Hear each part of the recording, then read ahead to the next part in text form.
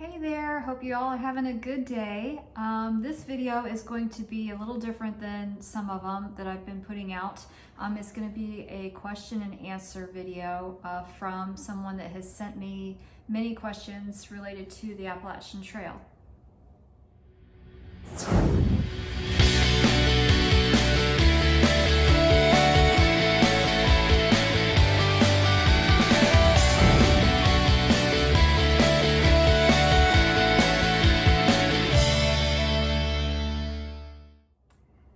So thank you very much, Morgan, for sending me these questions. She reached out to me on Facebook and had a bunch of questions related to through hiking the Appalachian Trail and wanted to get my perspective on some things. And she had so many questions, which were really good, that I thought I would make a video about it in case other people were wondering the same thing that she was. And I think they're great questions, and I just think it's good information for people to have. So here we go. She is going to be through hiking. She's planning her through hike for the first time. So let's see, right here. I'm starting early March, and I hope to do about 20 miles a day. Honestly, I don't know what to expect. Will there be a lot of people on trail that early? Yes, definitely will be. You will be in the bubble, what they call the bubble. The bubble is a large group of hikers that are starting around the same time, and there's going to be hundreds and hundreds of people out there. You will not be alone, especially starting in March. March 1st and the whole month of March is when a ton of hikers start their through hike, and that is known as the bubble. A lot of people try to stay ahead of the bubble, myself included, just because there's so many people out there and so many people starting. Not to say that they will all finish and continue to be that huge crowd throughout the whole trail, but there will be quite a lot of people. So yes, starting that early, you will not be alone. Hiking, you said you want to start hiking about 20 miles a day. That's an ambitious goal. Just in my personal experience, and this is my own opinion, I think that's starting out a little bit high in the numbers. You said you've only hiked for a total of a week at a time. That's good experience, and definitely do some more shakedown hikes to get ready and be very familiar with your gear. But with not having so much overnight experience, what I suggest is that you take it a little bit slower, because it's tough terrain out there, especially once you get going and once you get started until you get your trail legs, which takes about 2 to 3 weeks, about 3 weeks to get your trail legs, meaning your legs are nice and strong and ready to through hike bigger miles. I would take it a little bit easier in the beginning, just so you don't injure yourself or hurt yourself. When I through hiked in 2018, I had completed a ton of 100-mile races that I think I did like 10 that year before, leading up to that point. So I was in good shape. I had a good base as far as endurance and physical ability, and I still took it easy. I started with 15-mile days until I gradually got higher. And I think starting with 15 is a little bit high. You do, of course, listen to your body and do what feels right for you. But if I were you, I would start out with trying to do around 12 to 15 miles a day until you feel strong, your legs feel good and ready to tackle this really tough terrain out there. Also, on that topic, since you don't have a ton of overnight experience, I would also suggest that you arrive to your camping place early, so that you can get your gear set up, you can have daylight to set up everything, because trying to figure out how to, set up your tent, cook your meals, organize your gear, all of that in the dark, especially in the beginning, is a little bit tough. So at least the first couple days, if I were you, get to your shelter or your campsite or wherever you plan to stay on the early side while there's still daylight, so you can get familiar with the whole setup until you really get going. And then it's free game. And then you could start doing bigger miles and you're comfortable with everything. But initially, take it easy. Don't hurt yourself. Don't fall into any injuries. And by doing that, you want to gradually get stronger. So that's my 2 cents. That's my suggestion. Let's see. From what I read, I'll be moving a little faster than most people. Will I get to a point where I don't see people for days? If you're starting in March, no, definitely not. So many people are going to be out there, and this year, more than usual, are going to be out there. There is hundreds of people starting in February. So no, there will not be any point, unless you start in January, where you'll be out there and not see anybody. So yeah, don't worry about that. You will not be alone out there at all, especially starting in March. There's going to be so many people out there, it'll be crazy. Yeah, so let's see, how do I get to towns from the trail? Good question. First of all, you should get the Gut Hook app, and you should also get the AT guide. Get the AT guide as a PDF and save it on your phone.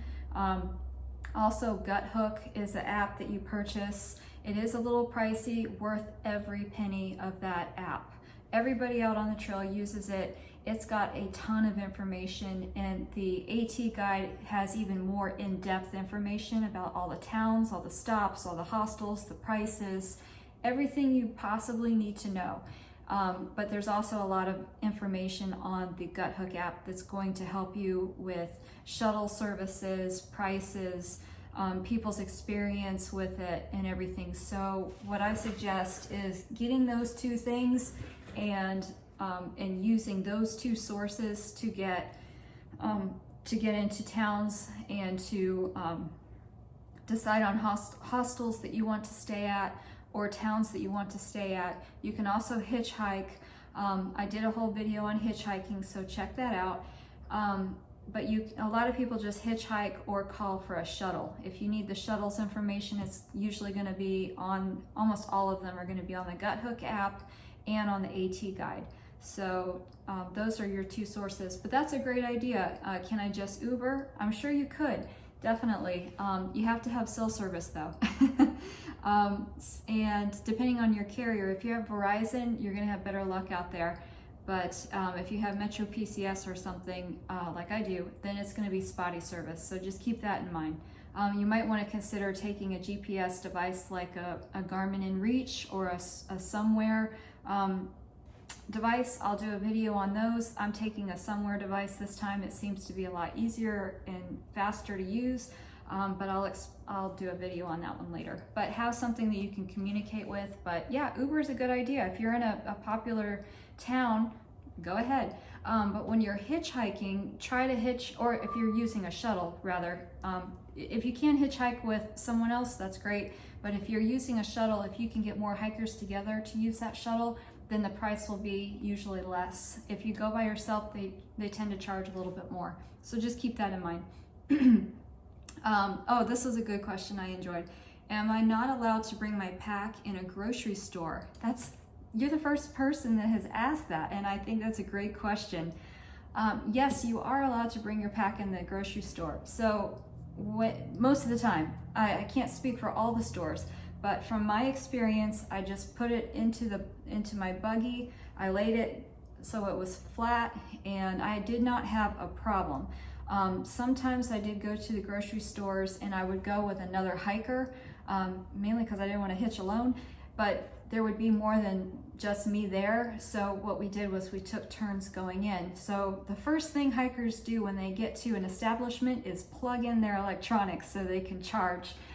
So we would plug in our stuff, and then one of us would go do our shopping, come back and babysit the gear while the other person went in and got their stuff. But you want to utilize every second you have to charge your devices, and you don't want to leave your pack or your electronics alone. At least I wouldn't. I know people have and haven't had a problem, but I also know people have left their packs outside and they've gotten stolen. So I would not take that chance.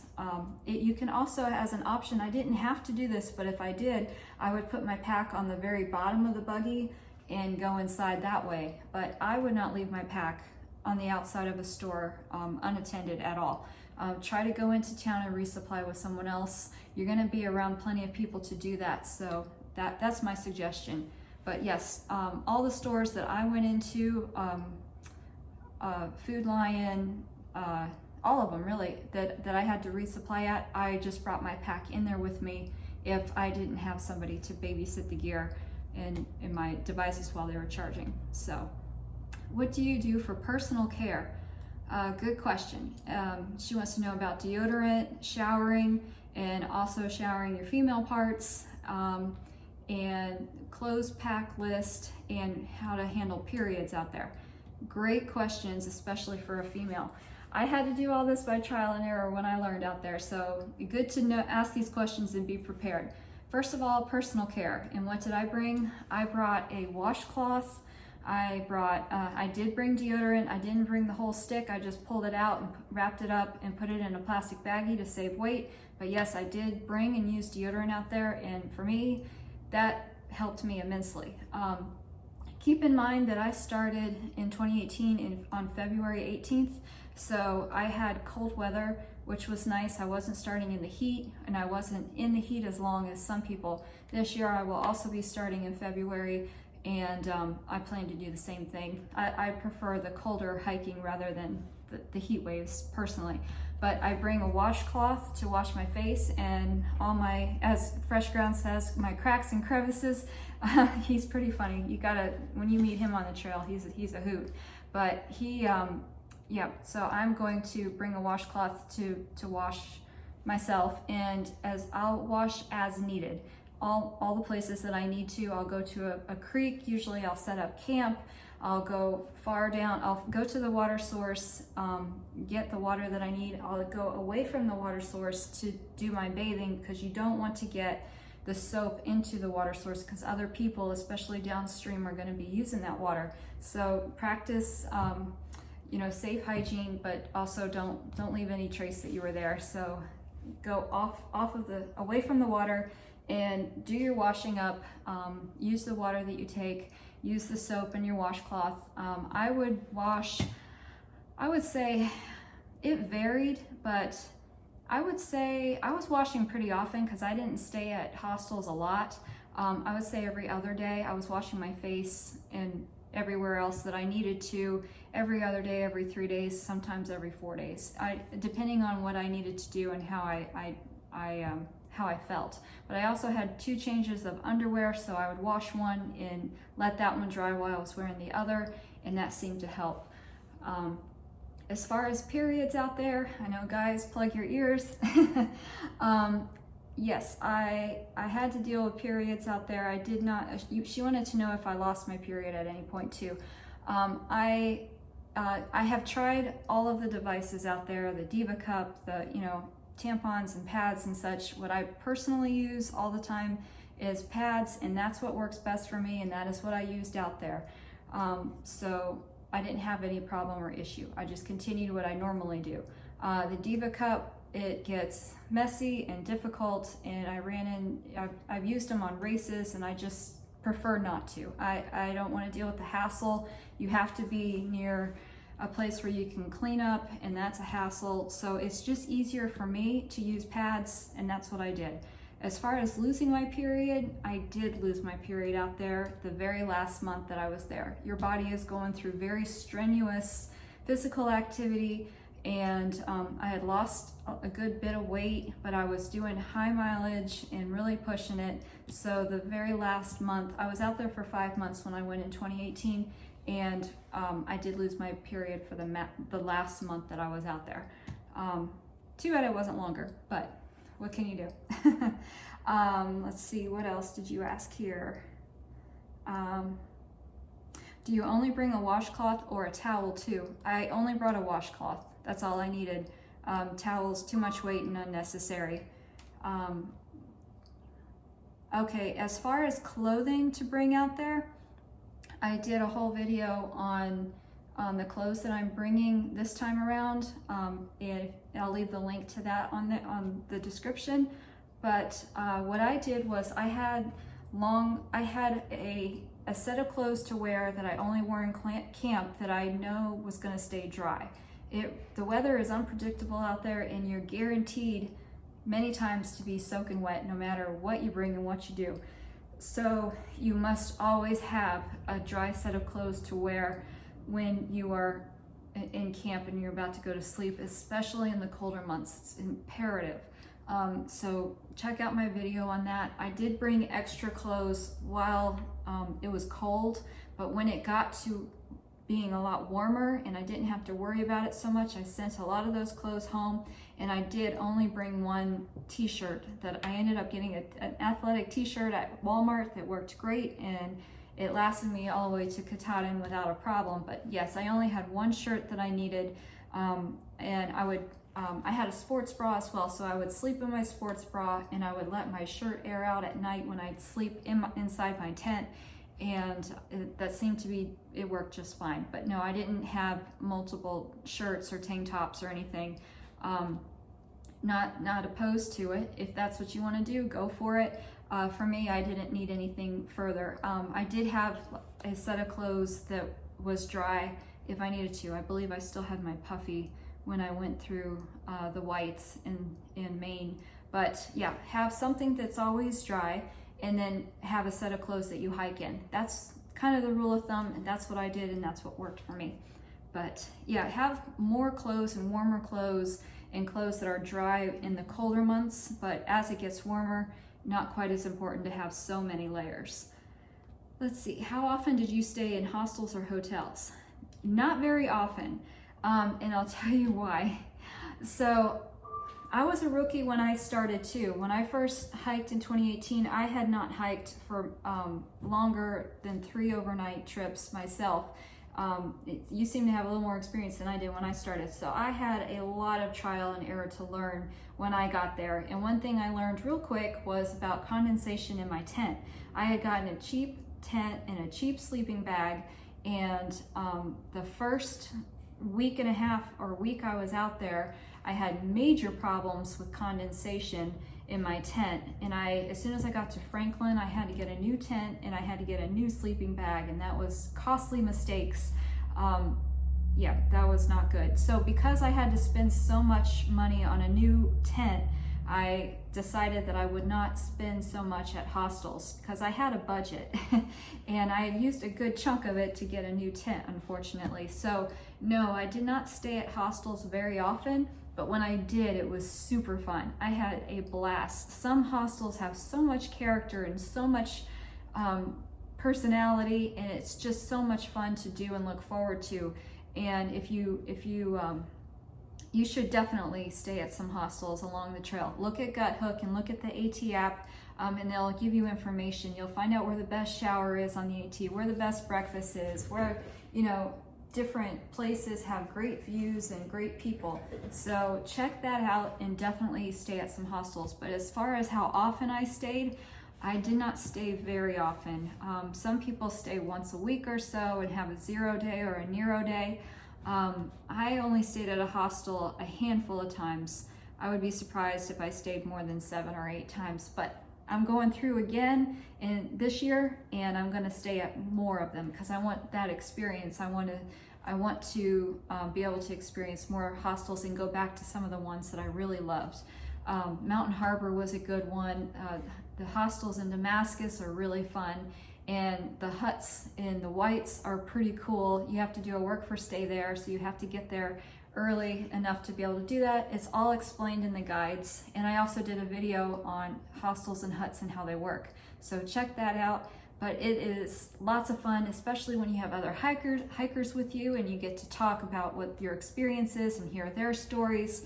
It's a blast to stay at hostels and have that experience. So definitely do that when you can. You don't have to do it very often. I wouldn't say you have to do it once a week unless you want to, but it is a nice treat to get off the trail for a night, to sleep somewhere dry, to get your clothes washed and get a good shower. So the longest I went without taking a shower or staying at a hostel was 3 weeks, or a little bit over 3 weeks. So it can be done, and it is okay, but it is nice to be able to have that luxury to go in there. And a lot of the hostels have a work for stay, so you can budget that way if you want to. It's an option. Do you lose your big toenails? Good question. On my running races, I've lost all my toenails. Not all at once, but I've lost them so many times. When I did the AT, I did not lose any toenails, not one, amazingly. So I had trail runner shoes that I used. They worked great. I used the Ultras, but everybody's different in their foot structure and what they prefer. Get a size larger than if you wear a size 8, get a size 9 because your feet are going to swell, especially when rain and who knows what else, mud gets in there. If you have shoes that are too tight, you're going to be more prone to losing your toenails and getting blisters. But luckily, when I went in 2018, I did not lose any toenails. Do you bring a book or read, or how do you entertain yourself when you're at camp? Great question. I did a whole video on entertainment, and that gives you some ideas. When you are at camp, yes, you do want to have some entertainment because sometimes you'll be there well before you want to go to bed, which is usually hiker midnight, which is around 9 o'clock. Many times I went to bed before that, and a lot of people do, especially if you're an early morning hiker. But when you get to camp, there's going to be people there, there's going to be campfires, you're going to want to sit and cook your dinner and chat with people. That was a lot of fun to do that and listen to people's stories, why they're doing the trail, what kind of gears they're using and what's working for them, what's not working for them, you know, different things and stories, funny experiences that they had. It's just great. So the trail community and all that while you're at camp is fun to embrace. I did get into a lot of stealth camping when I was out there. I really enjoyed that because I would just be able to hike all day and then camp wherever I found a spot when I was ready to stop. And of course you're by yourself. So for entertainment, I had books on my Kindle, the Kindle app I had on my phone, and you can download them right on your phone. And I also, this is a little strange, but this worked for me. I would have a movie night once a week with myself. I'm a member of Netflix, and if you have Netflix, you can download movies onto your phone. And I downloaded a whole bunch of movies, and so once a week I would pick one and have a day where I would go into camp just a little bit earlier and have a movie night with myself. I know that sounds so strange, but it was something that was fun that I would look forward to, that I wouldn't do very often, and it just really helped kind of break up the monotony, and it was fun for me. I enjoyed it, and I'll do the same thing again this time around. But yeah, you've got options with, I read books. You spend a lot of time each night. I would record how many miles I hiked, where I started, where I ended each day. I documented all of my expenses. I had a little journal that I did voice to text, so I would go through and edit everything I said because it always messes it up. And also I spent a lot of time looking at Gut Hook and the AT guide because you want to be able to see what's coming up the next day, plan your next day, plan how many days out you need to resupply, where the towns are, where the resources are, where the good views are you want to see the next day. I spent a lot of time each night going over the maps, and that takes a good chunk of your time. At least it did for me, and that did for a lot of other people, because it does take quite a bit of planning to take a look at all of that and see it, and things are always changing. So just because you have a plan for a couple days doesn't mean that that's going to be it. But looking at the map and recording everything that I had going on, like with expenses, miles, and in my journal, pretty much took up all the time until I fell asleep. You're doing, especially if you want to do bigger miles, you're going to be pretty tired. So it's a tough trail out there, and you're gonna want to go to bed early. When the sun goes down, people tend to head into bed pretty shortly after that. So we'll see how you do when you get out there. Let's see. I will do, she's asking about cooking. I will do a video on cooking. And I want to go, that was your last question, but you, hiking with my dog, and I know you're thinking about bringing your dog. So what I think about that is tough. It is really, really tough to hike and bring your dog. I'm not saying it's impossible, and I've seriously considered it bringing one of my dogs. We've been doing some shakedown hikes, and she's doing great with the hiking part, but she's really struggling with the weather and the elements. So I'm seriously considering not taking her, but closer to my start date, I'll make a final decision. When I was out there in 2018, I saw quite a few people with dogs out there, and they were doing just fine, but they were all having problems. Especially if your dog has a pack on, and that extra added weight is more stress on their paws. And I saw a lot of dogs out there, pretty much all of them, that had a pack. Only one dog didn't have a pack, and he's the only one that I'm aware of that at least was around me that made it the whole way. And there was two people, it was a couple that had their dog. So that dog didn't have to carry anything. And he had the best chance of making it there, and he did. But everybody else that I saw and met out there that had dogs, they really struggled. You have to carry a lot of extra weight, and that adds up. And then, but they all had issues with their feet. And then I saw dogs having issues with the elements and the weather. When it would rain and then snow, or it got really windy, they were really struggling, as my dog is too. So with the cold weather, she's not handling it too well. So I may not be bringing her. If you do want to bring your dog, be very cautious.